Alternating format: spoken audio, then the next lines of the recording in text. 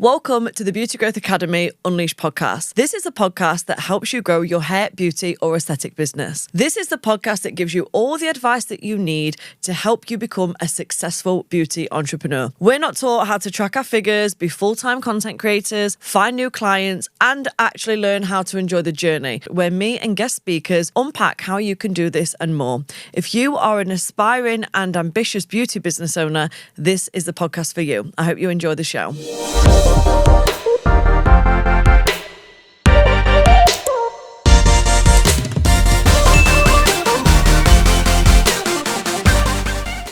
Bailey. Hello. Welcome to the podcast. Thank you so much for having me. I am buzzing. I'm excited to be here. I cannot wait to hear your story. I looked at some of your background and in your podcast form, what you had wrote, and I was just like, wow, that's a tough old little journey that you've had, but 100%. also like what an incredible outcome. So I don't usually start this way, but we'll fast forward to now. You've got your own salon. Yep.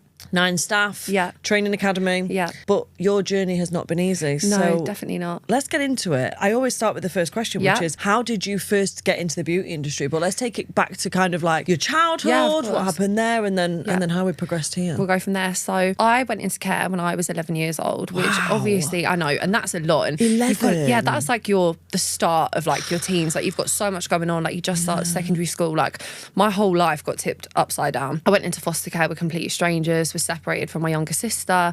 Like I lost everything in my life as I knew it in that moment. And that's a lot for anyone to process at any age, no matter what happens to you, but especially when you're an 11-year-old child and you've just got thrown into the world on your own and you're not really too sure how to navigate through it, to be completely honest. I think one thing that I found throughout the years with being in the care system was, unfortunately, there's such a stigma to anyone that's within the care system.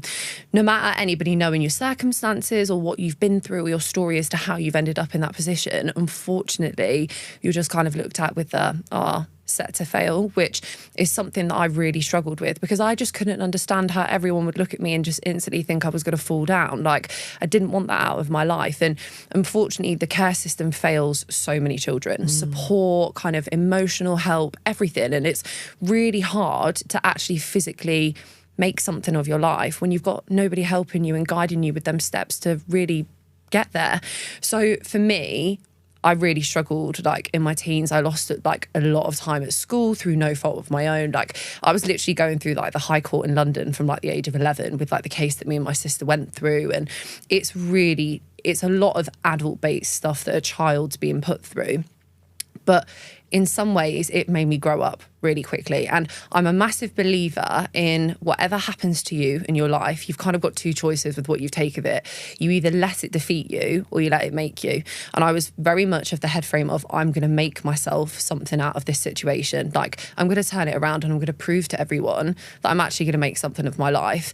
And a big thing for me was I wanted to provide myself with stability that I've never been given. I wanted something that nobody could ever take away from me and that I was always going to have my own, because for me, it was me for me. Like I didn't have anybody having my corner, wiping my tears, helping me with things. It was me surviving for myself. So I thought, you know what? I'm going to do that. I tried academically, but I just wasn't really that academically bright. I don't think many of us are. And I think a big issue with schools as well, which I will say, is where I went to school specifically was very much, if you're not academically bright, you're not going to get anywhere. So I'm thinking, here we go again. Like, I'm not going to get anywhere. What am I going to do with my life? With being in the care system, I moved out when I was 18 years old. Like, I had literally a 2-bed flat. But it's 7 years, yeah, isn't it? 7 years. So literally, it was kind of like survival mode for me. Like, I needed a job. I needed to earn money because I needed to survive. That's it. Like, there was nobody that was making me dinner when I got home. Nobody washing my bed sheets. Like, I had to survive for myself. So I got a full-time job and I was actually working in law. Like, this is the strangest thing. I never went to beauty college or anything because of where I went to school. That wasn't really like a thing. And I feel like times are starting to change, which is really good, that actually having a physical skill set is now actually looked at and praised. Whilst back when I went to school, like, that wasn't even something that they'd look for in people. So I was doing a law apprenticeship, earning money, turned that into a full-time job. And then I was struggling for money. Like, I was earning like £945 a month. Like, how does anyone survive on that? It's not enough. I started saving money and investing it into courses. So I'd do a lash course, I'd earn money from that. do a brow course, money from that. There's like online courses or like some in-person training. In-person training. And I was doing this for a couple of years, and then I actually really started to find my peace and my happiness within what I was doing. And I was actually starting to think, do you know what? I'm actually quite good at this. And I loved meeting people. I loved making them feel good about themselves, and really felt like I was actually giving back into something. I was finding my passions. So that's actually how my story began. It was kind of like something really negative that started my story, spiraled into something positive. It really ignited that fire and that drive in me to make something of my life. I love that. So when you was doing your law, your apprenticeship in law, wasn't it? Yeah. And then you started to kind of like build a little bit of something up on the side. Yeah. How long was it doing that until you kind of decided, you know what, law's not for me, I want to go down the beauty route? Where was your head at? To be honest, I was probably doing it for about 1.5 to 2 years. I think for me, because that was like my inner child that I think I was trying to heal a little bit. Like, I went into law because I was very much like, I want to try and do something to do with like family law. Like, I was so mistreated as a child. Like, and I think it was me trying to heal that inner child. And then I think after time, I actually realised that I didn't need to do that. I wasn't going to do that. Like, I needed to let go of that. It was never going to give me what I was maybe trying to find in it. And doing these courses on the side and having clients and building my own little business was actually where I was healing that inner child without even realising. I was healing those things that I needed to fix within myself. So it was about 2 years I think I've been doing it for.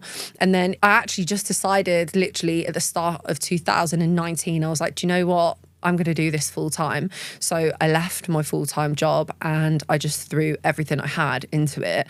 And within 5 months, I opened my first salon. Wow. Yeah, at 21. So you really went for it then, because I know how much action you need to take to go full-time into it and open your salon in 5 months. Like, you must have been working from waking till sleeping. Let me tell you this, right? I literally, when I was working my full-time job, I'd be waking up, like, I will have some clients that will watch this and they'll be like, yeah, I was one of them. I literally would do clients from 7 a.m. Literally say to clients, come for 7, like, I'll do your lashes or do your brows. I'd go to work. In like busier periods like Christmas, I'd literally be going home and spray tanning people in my lunch breaks.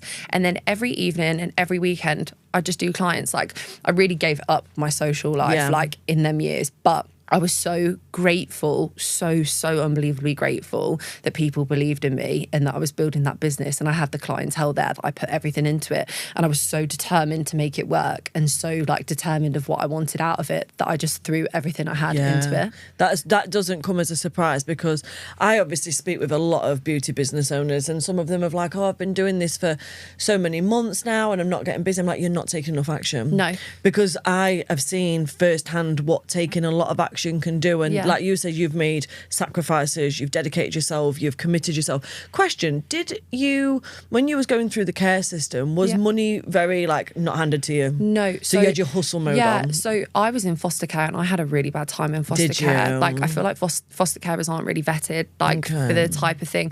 One thing that I've realised over the years, the way that they actually advertise for foster carers is you could earn up to £300 a week a child. That's so messed up. Like, what the, like, I just think to myself, like, you should be fostering children to help children, not to help your bank.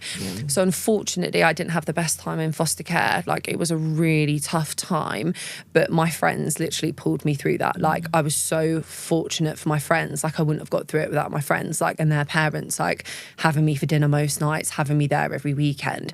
But money was just not there for you. I think, like, for me, everything I have in my life has been funded by me. Like, and that's why it means so much to me, because it was me that started that first brick to build the entire foundation, and it literally has just been sacrifice after sacrifice to then start to reap the rewards. But everyone says in business, like, if for the first 3 years you even break even, like, you're doing well. Like, if you then start to make profit, like, you're doing really good. But yeah, for me, it was just earning money and then reinvesting that into something else. And nobody was there giving me the money, nobody was helping me. Like, it was me for me. Like, I had to build it up on my own. But yeah, I got there in the end. So, you know, when you was like doing these clients before work, during lunch breaks, after works, was it kind of like your first experience of like, oh shit, like there's money, this is more money, because you probably earned more on your lunch break than you did in your flipping afternoon at work, this didn't is you? like the craziest thing about it. Like, this full-time job that I had, like, obviously one of the reasons why I started doing them courses is because I actually really wanted to, but I needed to earn money. Yeah, like, of course. I needed money. That was it. That.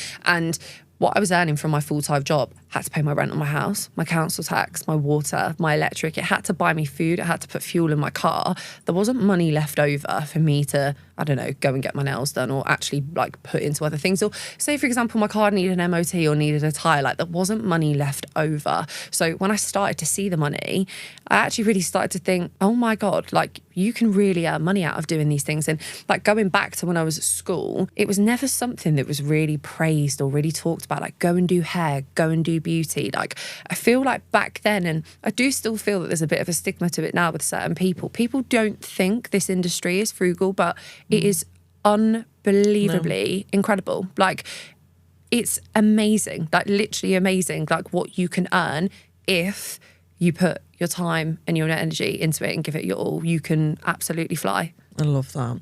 So let's go back again. Yeah. You was, it's funny you say that because I just recorded a video and basically I was saying in the video, this industry is underestimated and it's laughed at. Yeah. And also students at school are encouraged to stay away from the industry. Yeah, why? What the fuck? Yeah. By people who are working 9 to 5 earning shit money. Yeah, I know. This is what I mean. Like, I just think to myself, like, if you could be your own boss and create your own hours, your own life, dictate what you want to do and earn the most money that you could, why wouldn't you? Yeah. Like, why wouldn't you? Like, I've got a friend who's literally gone through uni for the last 7 years to be a doctor. 7. And like the amount of like emotional torture she's gone through, like working in hospitals is absolutely like it's a lot. And honestly, I applaud anyone that works like within the healthcare system.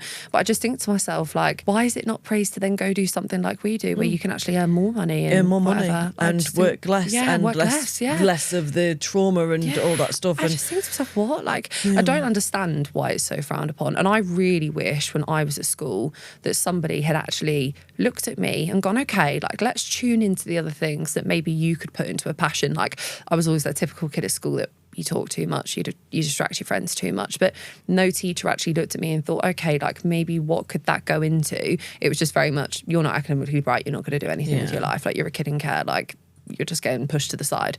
And I just think that's awful. Like there's so many children that are mistreated by the care system, and I massively think by the education system, where they're just not given a chance. Everybody should be given a chance.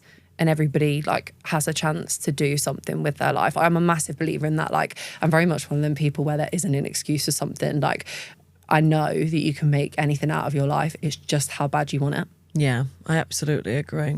You've done some speaking in schools and stuff, haven't you, as well? So it's actually a bit of like a full circle moment for me. Like I was actually approached by a local secondary school within my area, and I just thought, what? Like a local secondary school wants me? Oh my God, this is so funny that you say that, because about 6 weeks ago, I was asked by my daughter's school to volunteer for Careers Day. I was kicked out of school. I think it was end of year 9. Yeah. I was like 14 max, 13, no GCSEs, nothing like that, little shit. And then I got asked to do Careers Day at school, so I basically went in and I went to the reception and I fetched my lanyard and it said Alicia Hicklin, and then it said entrepreneur, and I like looked at it and I was like, well, I know, full circle moment. This would be like me. Like if I actually got asked to go back to the secondary school that I went to, I've had a thought about this. Like I just don't know if I would. Like I feel like it would be amazing to speak to a variety of different students. But then I also think to myself, like there's no part of that school that helped me get to where I was like today. Do you know what I mean? Like to where I am. So a part of me just think, would I go? Would I not? But yeah, it's such a full circle moment, because I'm like, what? Someone actually looks at me and thinks, wow, like she's inspiring. Yeah, and it still doesn't seem real, because to me, like all I think about when I think about my own story is like I'm proud of me. Like for me, it's just on a personal level. Like I just feel proud within myself that I've managed to pull myself out of what everyone assumed my life would go down. And like to me, it doesn't really matter like whether somebody else is, they think I'm whatever. Like to me, it's just I'm proud of me. Like I'm so grateful to myself that I've done what I have. Yeah, well, that's amazing, and so you should be. And it's almost like you're stepping in and being the nurturer and of what you needed when you was younger and you didn't get it, and you're openly being that girl, and that's amazing. Yeah. So let's talk about them. You quit your job. Yeah. you've gone full throttle for 5 months. What was you doing in these 5 months? Because you was needing to get clients, my God, like working right? like crazy, like literally working like crazy. I remember, I'll never forget this. I remember my first day when I got that salon, I had one client in, because you've got to think, right? I went from working like evening clients and weekend clients. Now your evening and weekend clients are the same people, more or less. Your weekday clients, like I was this person that was like, well, I'm at work on a weekday, so who's free to come and get their lashes done on a weekday? But I knew it was there, because when I decided to actually quit my job and start doing clients, because I used to do them literally from my flat at home, I did have people coming on a weekday. So I knew it was going to work. I just had to push and push and push. And then I've always kind of said, like, even to my girls in the salon, the first like 6 months when you start something is quite difficult, but you have to build, like some weeks you'll have 2 clients on a Tuesday, 3 on a Thursday. But once you retain them clients, they then mirror every month. And then the following month, you'll get another person on a Tuesday and another person on a Wednesday, retain that client. And then it goes. I always say, like, to anyone that ever asks me, like my girls in the salon, like anyone who I've ever spoken to, your first appointment with your client should be like a date. You've got to wine and dine them. Yeah. Like you have to give them, if you need to. Yeah, you've got to give them everything in that first appointment, because once they are hooked on you, they are hooked. Yeah. And then they will retain. And then your diary over time just mirrors and mirrors and mirrors until you get to a point where you're just booked to full capacity. Like I am now. Like I book like 2 to 3 months in advance. Like I know for me, I can't take on like weekend or evening clients. Like for me, it's the odd couple of gaps in the week, but my diary is now built up so much that it mirrors, and I don't really have to worry about them gaps being there.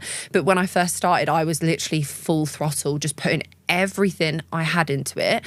And yeah, it's paid off, but all it is effort. That's what I massively think it is. It's just effort and effort and effort. Social media is like the biggest thing, but social media is like another full-time job, isn't it? Is. Like, It can oh be. my God, like I literally will be so exhausted at work and thinking, right, now we've got to go through like a whole photo shoot, but you've got to do it. Like you've got to do it, because that's how it gets you busy. But yeah, for me, when I first decided to go full-time, like it was a really scary, daunting thing, especially when you get a commercial lease and you've got overheads and you're thinking, oh my God, like I've got to pay this and then pay my house. But yeah, I just literally put my all into it and it paid off in the end. I love that. When did you start building your team then? Because right now you've got a team of 9, haven't you? Well, we're actually up to 13 now. Wow. So literally just taking That up. changed a lot in the last few weeks. Well, yeah, I literally, to be honest, like we've now gone up a few more numbers, and I just honestly, I love my girls so much. Like I genuinely like believe I hit the jackpot with my team. They are the most beautiful, talented, amazing people I could have ever asked for in my entire life. And one thing I really wanted when I had a salon was nice girls, like a family. Yeah, and I'm unfortunately, lucky like I do feel like there's sometimes a stigma with salons that you get this bitchy environment. I did not want that. I wanted every single person that walked through that door to feel completely comfortable and at ease with every single member of my team from the moment they came in. So I started building up literally from when I first opened the doors. I had 2 girls that worked for me, and one of them stayed with me for 5.5 years. But yeah, I had 2, and then it went up to 4. And then when I decided to go to the building that I've got now, I was going to say, because did you start in the smaller building? So I had then? a smaller one, which was 480 square foot, and now we're up to 2,600 square foot. Amazing. So we're over 2 floors now. So yeah, I've got my salon that I've got now. When I went there, I always knew like the end vision with it was that I was going to have a much larger team. But saying you want a big team and finding a team is literally 2 different things. Yeah. It's really difficult. But over time, I found the right people and we've got there in the end. But it's just like I always knew when I was going to get that bigger salon, it was never going to be an overnight thing. Like it was going to take its time, but we've got there now. But yeah, I started building up. I'd probably say from like the first month of having my first ever salon, and now we're like, 5 years down the line. I love it. Do you have employed or self-employed? No, or? so the way that I work is I do self-employed. I'm not really an employed person, to be completely honest. And this is only my opinion on why I don't do this. The opinion on why I don't do this is because would I probably work as an employed person? No, probably not. Only because within this industry, I think like there's such an amount that you can actually earn that unless you're offering such an amazing package, like I'd rather just my girls be self-employed. Okay. Everyone's different, aren't they? Have control of kind of what they offer. I do it slightly different within my salon. I'm very much a team environment. Like all the girls collaborate on their posts with my salon account. I very much advertise them on one booking system. Like we kind of have a bit of a brand in how we flow. They've got my complete and and utter support, and that's the way that I've always been. But yeah, they're all self-employed, either on a rent-a-chair basis, or some of them are on a commission basis with me, just because that's how they wanted to start off. Like, my best friend works for me, who's like honestly my biggest supporter, and we do laser hair removal together, and she's on a commission basis with me. So everything completely like varies in what really I offer, depending on what they offer. But yeah, that's how we work.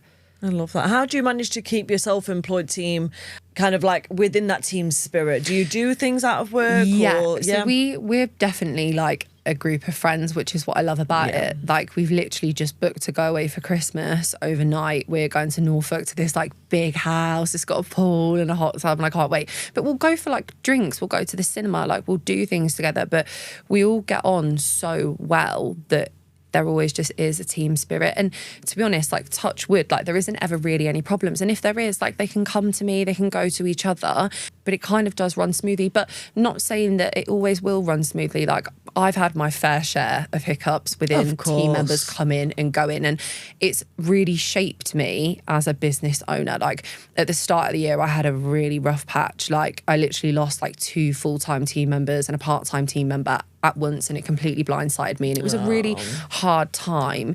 And I remember like Liv, like one of my best friends who sat out there, like I literally would cry literally to Liv, like profoundly, and her mum, and literally be like, I don't understand like why this has happened. I don't understand how I'm going to get out of this. Did they all go together kind of behind your back kind of thing? And it was really hard because I loved all 3 of them so much, and I just couldn't understand what had gone wrong. But I remember at the time I literally thought to myself, like, how the hell am I going to get through this?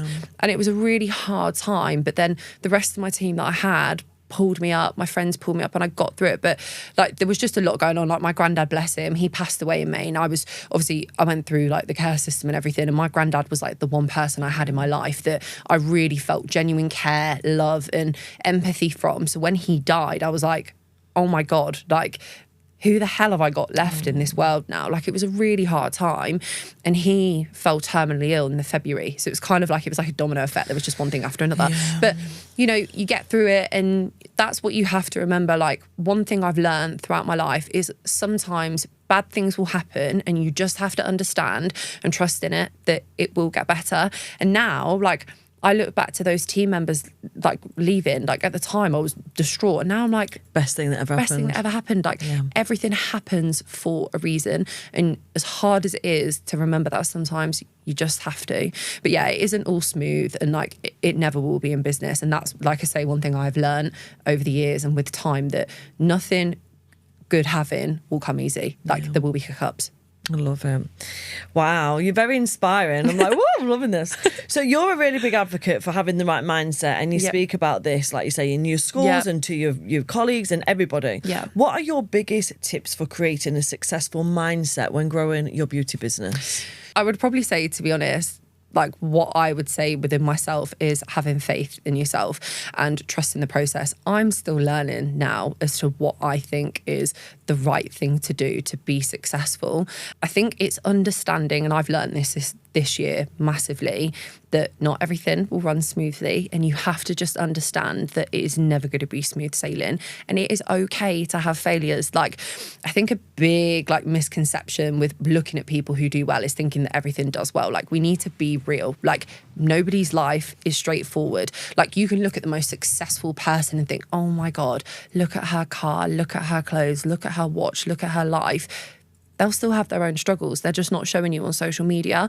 So one thing that I try and do massively is be completely real. Like, I have my times when I dip up and down. Like, you need to remember that it's okay to have dips in business. It is okay to have struggles. It's okay to feel like you've got the weight of the world on your shoulders, and you can't take that as failure. It's not. It's just life. I think another thing as well is putting your all into everything. You have to give 100%.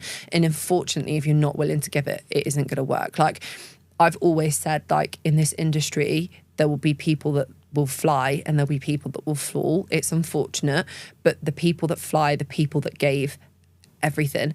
And if you give your 100% to what you are truly passionate about, you will do well. Like, you will. It's just literally giving 100% to it, and understanding that things take time. Like, Rome, it's like that saying, Rome wasn't built in a day. It wasn't. It takes so much time.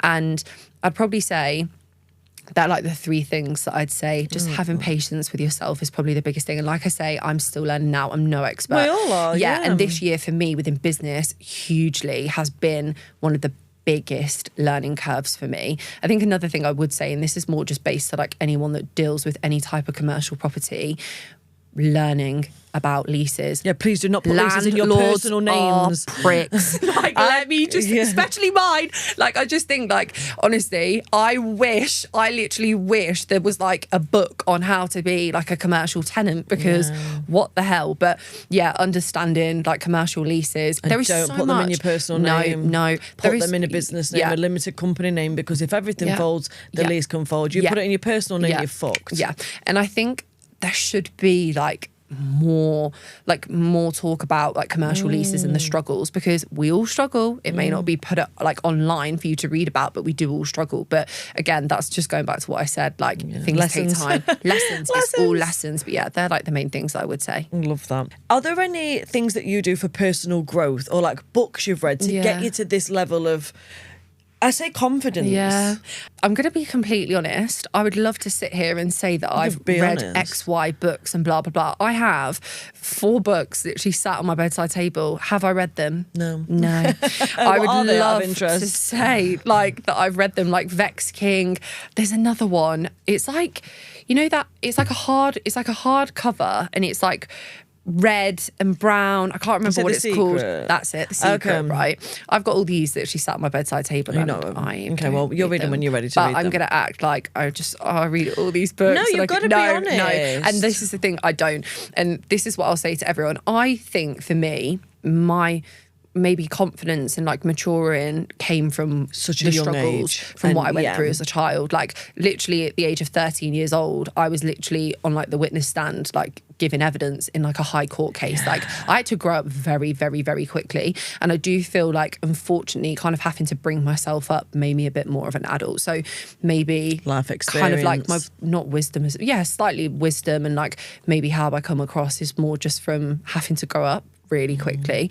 And I feel like, unfortunately, when you do go through things like that, you just have to understand life, like, and you have to grow up really, really, really quickly. But yeah, I don't really like read You're anything. Not into the personal growth I mean, manifesting. I think it's like good to manifest. 100%, I do manifest, and I'm very much one of them people where I set myself out goals. Like, don't get me wrong. Like, I'll always write down like these are the goals that I want, and I'm really trying to be more organised with that. Like, I think journaling's like a really good thing. Like one of my really good friends, Jana, like she's a massive advocate for journaling. She really like says to me all the time, you should journal, you should journal. I tell you what, if I had the time to journal, I absolutely would. But like, I just get so consumed by everything else going on in my life that I don't. But I do often like really think, right, this is really what I want to do. And I set my goals out. And again, this is one thing that I feel like this year for me massively has been a learning curve. But now I do set myself out goals, and I think, right, Bailey, do the first goal, complete that, and then do the second. Because one thing that I'm an absolute nightmare for, and I think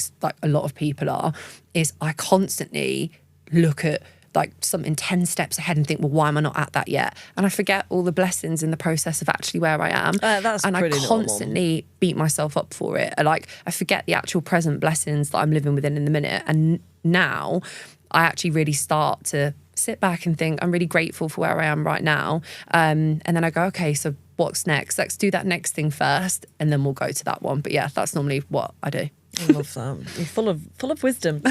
What are your top strategies for getting new clients in your beauty business? Okay, so for me, social media, number one, is like the biggest thing.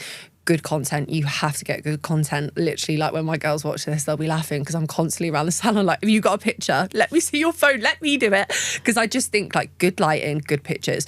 You've got to think it's like, say if you were a baker, nobody's going to come to you and buy a cake unless they see your cake. So it's kind of the same with anything that you offer, whether it's laser hair removal, whether it's lashes, brows, like semi-permanent aesthetics. Nobody's going to come to you unless they actually see your work. So number one, good content is the best thing ever. Your personality. I'm a massive advocate for this. Social media shouldn't just be where you're putting a picture of work and you're like Russian lashes, or you're putting a picture of eyebrows and you're like eyebrows. Yeah, £15. You need to show, you have to show your personality. People are not actually just buying into your work, they're buying into you. And to be honest, like the main thing is you've got to be a good person. Like nobody's going to buy into a shitty person. Like being genuine, like just being your complete authentic self, actually having a good heart, and people being able to see that is one of the biggest selling points to a business, because people want to buy into you. They want to buy into your story and your success, and they really root for you. And like, I listen to things you say all the time, and it's so true. Like, a client will support you way more than a friend will, and it's unfortunate. Like, I've got some wonderful friends. Yeah, but 100%. Yeah, But in most cases, it is unfortunate. So I massively. But my friends hated me yesterday because I literally put that on yesterday. And they're got like nearly 20k things. They're like, bitch. I'm like, well, you do ask for discounts actually. So.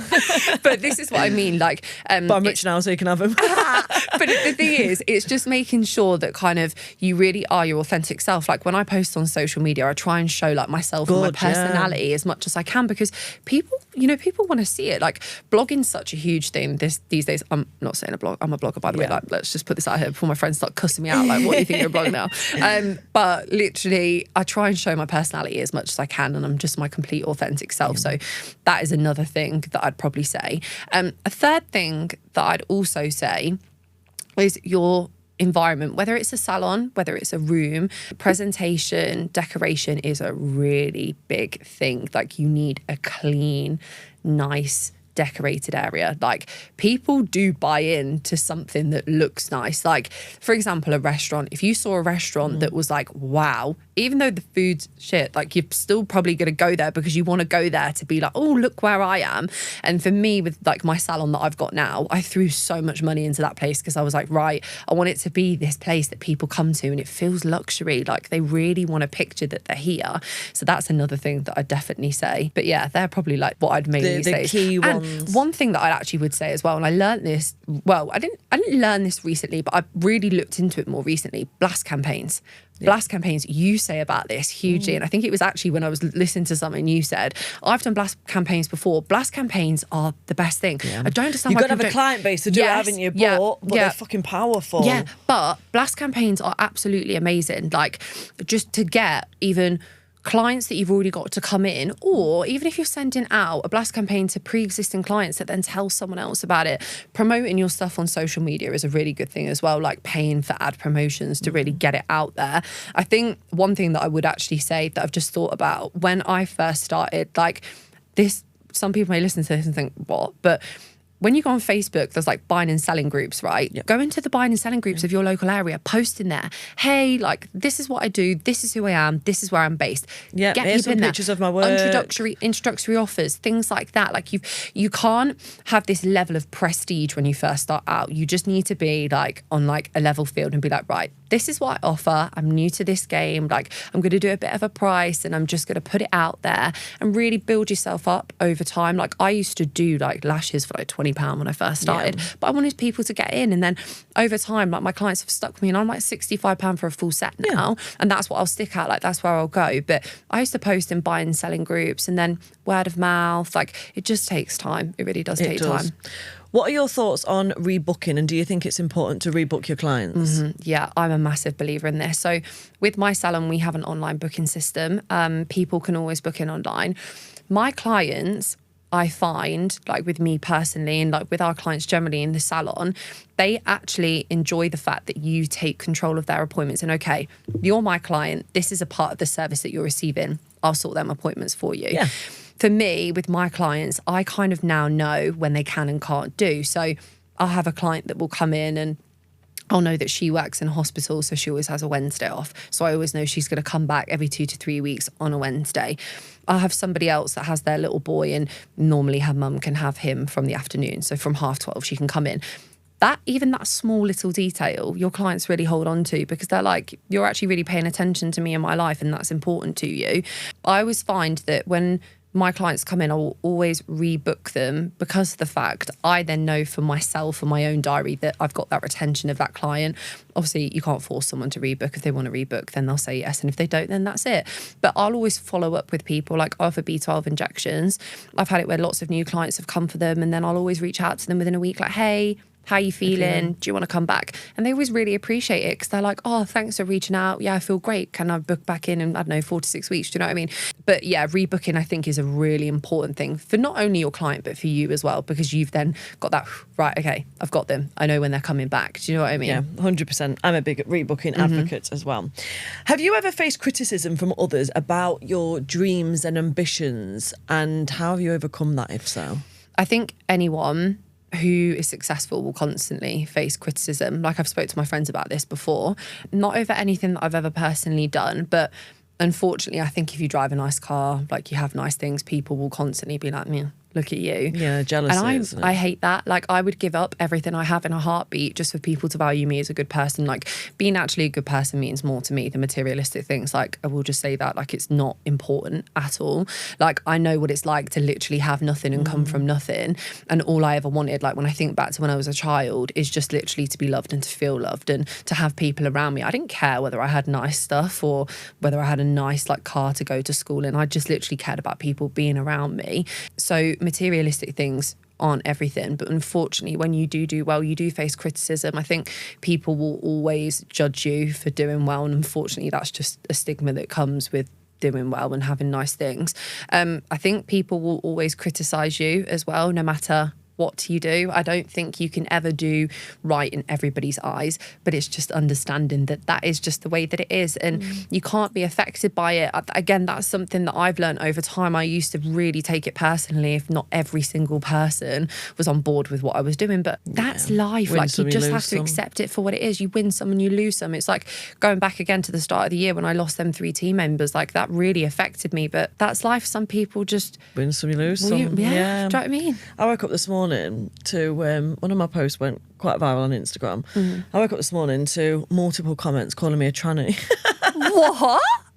Multiple people as well. I'm like, fucking my hell. God. Like, maybe if one person said it, but I've always had a deep voice. Oh, And- well. Right, so when I was like, one of my biggest hang-ups for me when I was like coming into the coaching world was my voice. Right. I've got deep voice. I know that. You're It's sexy. fine. Thanks. Just roll with it. Gruffly. Luckily for me, my husband's voice is like 10 times deeper Right, than okay, mine, so that's it's cool. fine. It's fine. I sound feminine around him. But anyway, it was always the thing for me. So I used to record videos, right? Like, here's 3 things you can do to get more clients, because at this point I've got the salon. Yeah. And I would watch the video back and I'd delete it. You'd be like, I can't and I'd do just, that. Oh, for months and months Yeah. and months I would do that. Because I had this hang up about my voice. And when I used to date when I was younger before I met my husband and Yeah. that. Like, if someone rang me, I'd be like, oh, shit, he's ringing me, what to do? And I'd be like, hello.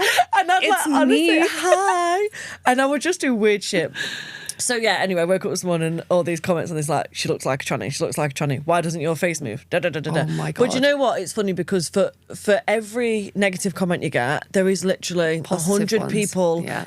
like saying, thank you for bringing this to my attention, or thank you for this piece of advice, or I find your content really inspiring. And yeah, you're never going to please them all, but I did No. find that funny. And you're not. And I just think like that's what you Yeah. just have to And what if I was accept. a tranny? What if I was a fucking So tranny? what? So So what? what? Mind Like, your business. what's it to you? Why do people? I don't know. It's People just crazy. hate for the sake of hating, and I just Yeah. don't really understand. Well, like, have you not got anything else to do? Oh my God, do you also want to know something else that happened this Oh morning? my This is so God. bad. This is so bad.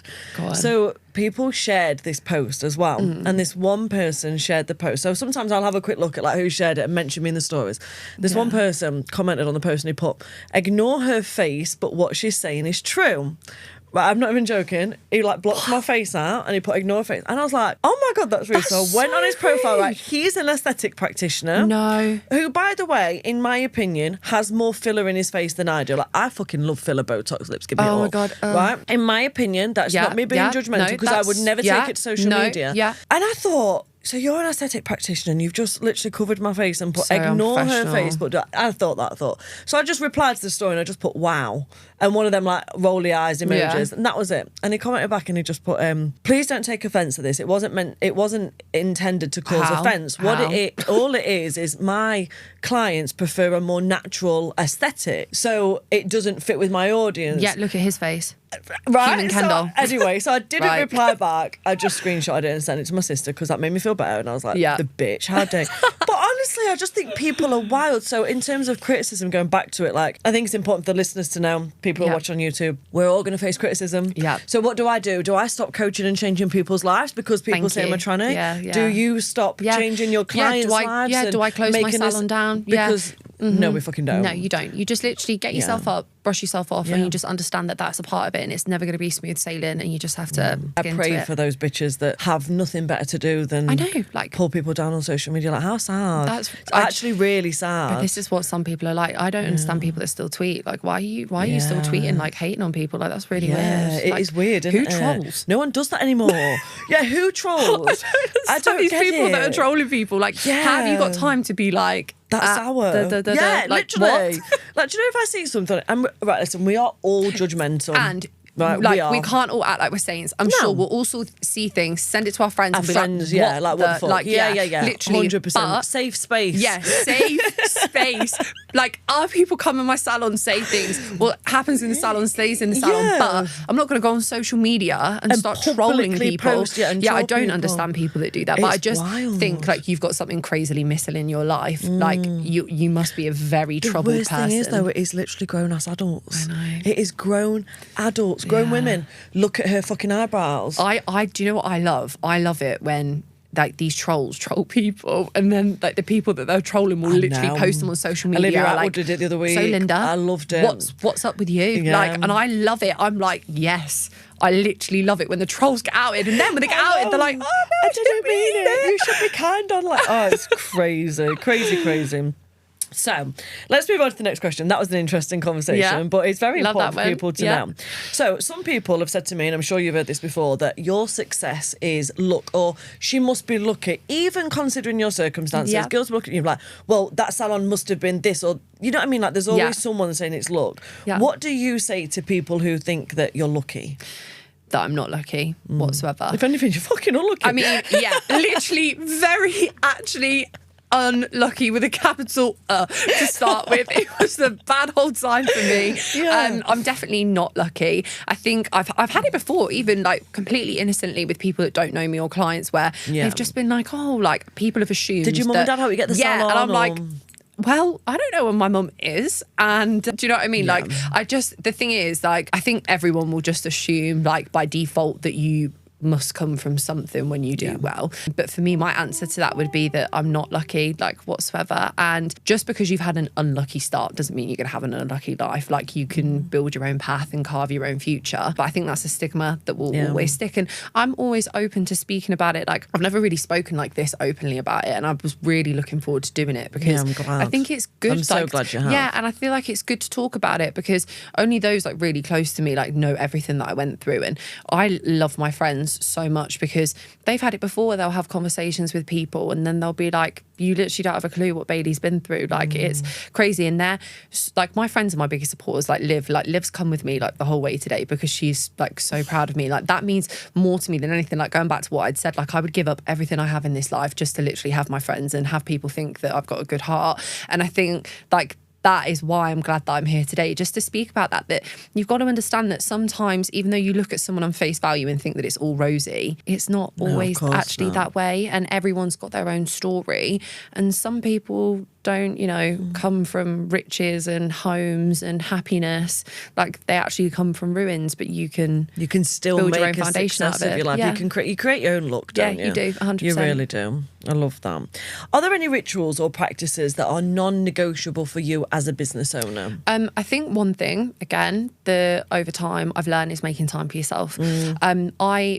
I mean, don't get me wrong, my hours are still crazy now, but because you love your business, though, I get that. And this is the thing for me, like, my business, I live and breathe. You love it. And that is a massive thing.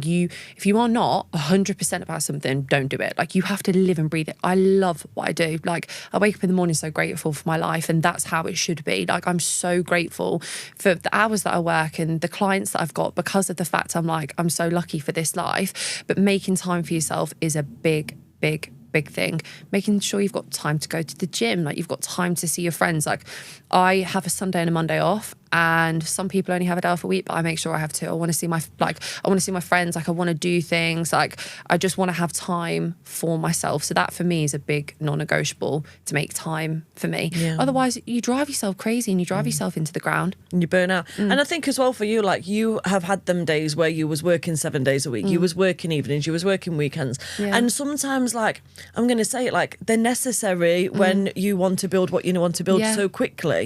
But when you're so far into it, it becomes an option. Yeah. And you don't have to work like that forever. You can say, do you know what? I can stop working at 4:00, 4:30. Some days, right? Do you know, if it's sunny, I'm not working today. Yeah. I'll work when it's raining on Sunday because I've got that flexibility. And this is one thing that I found. I remember I used to really punish myself. Say, for example, I had a gap in my day. One of my clients had to cancel. They couldn't make their appointment. I'm like, oh my God, I'm a failure. Who wants me? Bearing in mind, I'm literally doing like some 62-hour week. And I'm like, that's it. I'm on the streets. Like, you're going to find me begging outside Lidl. Like, I used to beat myself up like a crazy person. And I think it's because for me, I've got such a fear of like failure. And I'm so like driven by it because I physically cannot fail in my life. Like for me, like I've got no house to go living with a parent. Like I haven't got any fallback. If I fail, everything goes. Do you know what I mean? So a part of that does come with that. But like, yeah, I used to beat myself up crazy about it. And now I'm like, no, like I'm going to go on a dog walk. Like I might go to the gym. Like starting at 10 o'clock is not going to end my life. And I think I got in a real bad like rut with doing that. So yeah, that's definitely a non-negotiable, making time for yourself. I love that. If you could go back to 11-year-old you, what would you say to her? Don't make me cry. To be honest, that everything will be okay. I was so scared. Like, I can't even comprehend that enough. Like, I literally had the fear of my whole life in front of me. Like, I had no idea where my life was going to go. Like, I look back to who I was as a person. I just think, oh my God, like, I was petrified. And like, everything's all right now. And that was like such a hard thing for me to go through. But yeah. You honestly should be so proud of yourself. Do you want children yourself? Oh, 100%. Yeah, definitely one day. I think this is another thing. Like, when you work in this industry and you're so career driven, unfortunately, people constantly think you don't want kids. You do. Like, I definitely want kids one day, not right now at all. But for me, like, my career is my focus. And then one day I will have children. And I can't wait for that day because I want to give them like everything that I didn't have. And that's what I'm so excited for. And I'm so glad as well that my childhood never affected me to the point that it made me not want to have children. Like, I really want to have children. And even despite everything that I've been through, it hasn't affected like how I view like how I'm going to raise my own children. Like, I can't wait to give them everything that I never had. Like, I really like looking forward to that day, whenever that day will be. But yeah, I just told my 11-year-old self that'd be okay because I was so scared at one point that I wouldn't be, but here I am. Here you are, baby. You are okay. Before we go into the what would you do section of the podcast, tell me a little bit about your training academy. And you help other people come into the industry now, don't you? And I mean, I can see why. Yeah. Tell me about why you started it, what you train in, how you help people, and how people can find out about it. Okay, so I started my training academy about a year ago now, but really I actually only really started to push it into fruition at the start of the year, just because when I took on my salon, like, I really had to focus on actually building that up as a business to the size I wanted it to be before I focused and channeled into other things. Great idea. My training academy, I offer, so I do a lot of aesthetics-based work nowadays, but I don't offer any courses in that at the moment. For me, it's mainly just like lashes, brows, my bread and butter, as I call them, what I've done from day one. It's what I'm really passionate about. It's what I find really easy to teach. That's what all my courses are accredited in. So I have a training academy now within my building that we can train like up to 6 people at a time within. Wow. I absolutely love teaching. One of the main reasons why I decided to start teaching was to give others opportunities that I wish I'd been given. I feel like I'm a massive advocate for obviously those from unfortunate backgrounds and those that maybe are a little bit lost with how their path's going to go, and showing that you can carve a really good future and a career out of this industry. So for me, that was like the main focus point as to why I started my training academy, to give opportunities to everyone. I love that. And where can people find out about your business, your training academy? What's your socials? So we've got a couple of social accounts. We've got House of Beauty by Bailey, which is on Instagram or on Facebook. And that's like my main social media that I've had. That's my baby that I've had literally from the start. We've got our salon page, which is House of Beauty, the salon, on Instagram and Facebook. And then the exact same for our academy, House of Beauty, the academy. We're on TikTok as well. I'm really trying to push TikTok. I feel like TikTok's a big thing now. Everyone's TikToking. But yeah, that's where you can find us, just over on our socials. Amazing. We'll link everything below. Thank you. Okay, we're going to go into the what would you do section, so you've got no idea what this is, but I'm just going to give you a couple of scenarios and I'm going to ask you, what would you do in these situations? Okay, let's go. Okay. One of you self-employed girls rocks up to work hungover, looks a state and stinks of alcohol. What are you going to do? In that situation, to be completely honest, it would depend kind of the state that they're actually in. I think we've all had times when we've come over to work. Like, I am not going to sit here and say I haven't gone feeling in the to work entire world. hungover. You wake up and you're like, I've got a 12-hour day, or you've got 15 clients back to back, and you just think, why? Yeah, 100%. Why did I do it? Yeah, 100%. So for me as a business owner, the first thing that I would do instantly is look at their diary and see who they've got in. The way that I view clients is, let's have a look at who we've got in here.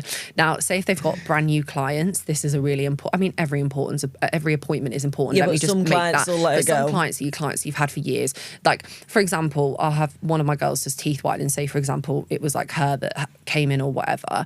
And say if it was my own clients that I've had for years that I know are completely comfortable, completely fine, I'd be like, right, go and sort yourself out, make yourself look presentable, go and get a freaking Red Bull or a coffee, like wake up, like whatever. Brush your teeth. And then when your clients come in, like, you need to be on top form. And the thing is with my girls, they respect me so much, which I appreciate so much, that they absolutely would do something like that. Say, for example, it was a new client, I think I'd really have to judge it on how actually they were. And if they weren't in a good state, we just rescheduled that. Because again, like I've said before, you're whining and dining someone in that first appointment. You don't want to screw it up. Imagine you being like, stinking Jaeger I know bomb. this looks like an AA meeting, but this is actually your appointment. Can you counsel me, please? Yeah. Okay, love that one. Right, next one is a client arrives to your salon with a botched at-home treatment and they want you to fix it. I feel like we always get this. They've Like, come in for a full set and they've got glue, they've got little bits on. So I will always try and help anyone depending on what and the circumstances. Say, for example, you've gone and had a really bad set done at home, or you've gone to like somewhere and it's just gone really wrong. Say if I take your lashes off and you've got enough and your eyes are in good health for me to do a full set, I'll happily do it for you. Say, for example, you come in and we will take them off. I'd always do that. I'd always do a removal because I'm never going to leave anybody in that type of state. Like, I will always help anyone as long as it's safe to do so. Say, for example, your eyes are not in good state, I'll give you a really good aftercare. Tell you to leave, but always recommend that you book within the salon to come back. And I have had that before where clients have either done stuff at home or gone elsewhere and it's gone really wrong, and they've come in, I've done the move and been like, we can't do anything today. Do you want to book whilst you're here? And because they're so grateful to you and they trust in you, they will. So that's normally what I'll do. Don't get me wrong, we've had it before where people have decided they're going to do their own brow lamy at home or LVL. And I'm thinking, these are professional treatments for a reason. Don't get me wrong, like, you can get these at home kits and okay, cool, like whatever. But I always say the same things. You could do these treatments so easy yourself at home. They wouldn't actually be like a professional course that you could train in because it's so much harder than what you think. There's so much like intricate detail that goes actually into understanding follicle, skin, timings, etc. People come in and they've literally singed all their hairs off. At that point, we can't do anything. No. So again, like, I normally give a couple of tips and tricks. I'm never going to turn anyone away and just be like a bitch about it. But no, I wouldn't help someone in that situation. Yeah, no, I don't blame you at all. I have absolutely loved this episode, Bailey. It's been amazing. It's been so insightful. And the speed that me and you talk, I feel like we've done a 2-hour podcast episode in one. I love it. So people are going to want to re-watch this or re-listen to this a few times to really get the detail. But I just want to say, like, thank you for being inspiring. Well done. Thank you. Like, hats off to you, gal. Thank Do you know you what so I mean? much for And it's having all me. come through pure determination. There's people who have been in your situation that are literally doing fuck all with their lives because they're using it as a reason why they can't move forward. You've used it as a reason why you can and will move forward, and that is inspiring. You have to come to one of my live events and do a little 100%. And thank you so much for having me. Pleasure. I literally feel like this is such a pinch me moment for me being here. You're so inspiring. Thanks, and literally, I'm so grateful for being here. I really am. Pleasure. Thank you, babes. It's okay. Thank you for listening. If you haven't already, make sure you subscribe and leave me a review. You can click on the links in the show notes to follow me on social media, learn more about the guests, and you can also join me on any challenges or masterclasses that I'm hosting that will help you grow your hair, beauty, or aesthetics business.